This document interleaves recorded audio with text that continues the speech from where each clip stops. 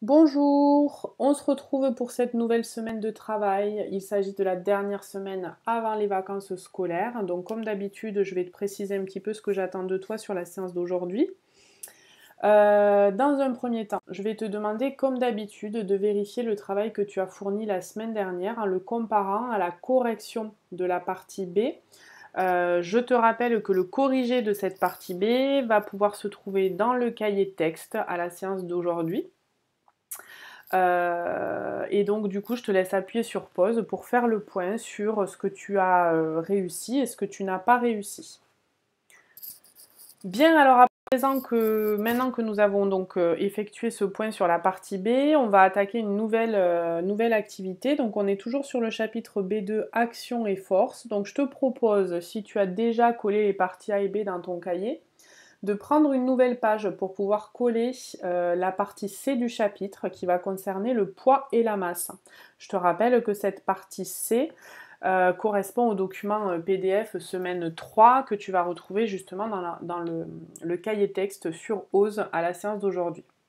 Donc toujours de la même façon, tu vas devoir réaliser l'ensemble des activités et entraînements proposés. Alors cette fois-ci d'ailleurs il n'y a pas d'entraînement, ce sera l'objet du travail demandé pendant les vacances scolaires.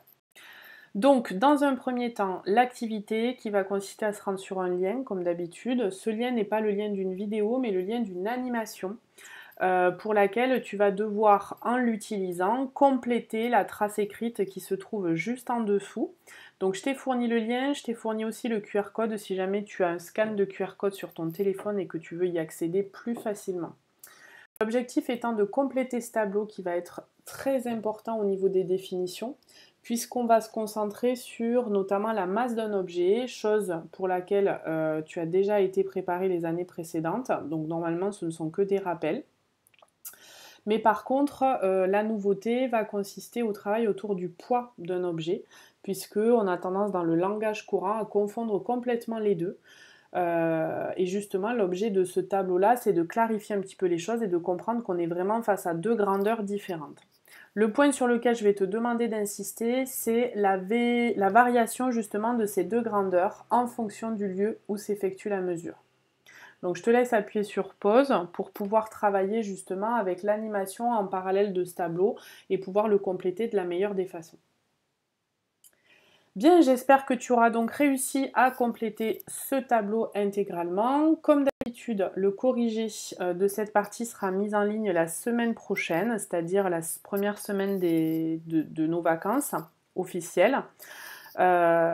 Tu pourras vérifier par toi-même le travail que tu as fourni lors de cette semaine 3 et nous ferons un point en espérant que l'on puisse se retrouver à la rentrée. D'ici là, surveille bien le cahier de texte puisque du travail sera donné pour la rentrée. Et je te rappelle que si la messagerie OSE ne fonctionne pas, j'espère qu'elle fonctionne de la meilleure des façons actuellement.